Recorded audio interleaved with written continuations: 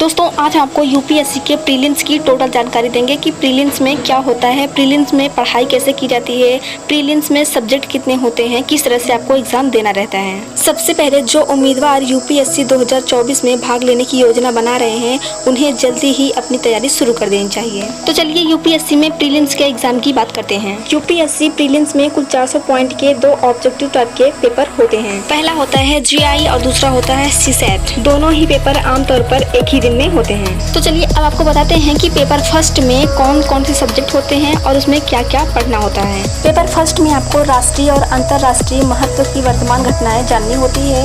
इसके बाद भारत का इतिहास और भारतीय राष्ट्रीय आंदोलन के बारे में जानना है और इसके बाद भारतीय और विश्व का भूगोल, भारत और विश्व का भौतिक, सामाजिक और आर्थिक भूगोल को जानना है। कुल मिला के आपको इतिहास, भूगोल, राजनीतिक शास्त्र, समाजशास्त्र, सामान्य ज्ञान इन्हीं सब सब्जेक्ट से एग्जाम में क्वेश्चन पूछा जाएगा। इसके बाद आपका दूसरा पेपर है सीसेट। सीसेट के एग्जाम में आपकी समझ, आपका कौशल, आपके संस्कार और आपके बात करने का तरीका देखा जाता है। आपके माइंड लेवल को समझने की कोशिश करते हैं कि आप किस तरह से सोचते हैं, आपके सोचने की कैपेसिटी कितनी है, आपका माइंड कितना डेवलप किया है। अब आपको बताते हैं कि प्रीलिम्स के एग्जाम की प्रिपरेशन कैसे करें। प्रीलिम्स के एग्जाम के प्रिपरेशन के लिए हम आपको कुछ पॉइंट्स बताएंगे जिसको आपको फॉलो करना होगा। जैसे कि मैगजीन्स को पढ़ें, न्यूज़पेपर को पढ़ें, इसके बाद प्रेस से सूचना को कलेक्ट करें, इसके बाद है आर्थिक और राजनीतिक के बारे में नॉलेज को कलेक्ट करें। प्रीलिम्स के क्वेश्चन पेपर आपके लिए इम्पोर्टेंट हो सकते हैं लेकिन सीसेट के लिए अधिक तैयारी की आवश्यकता नहीं होती है। लेकिन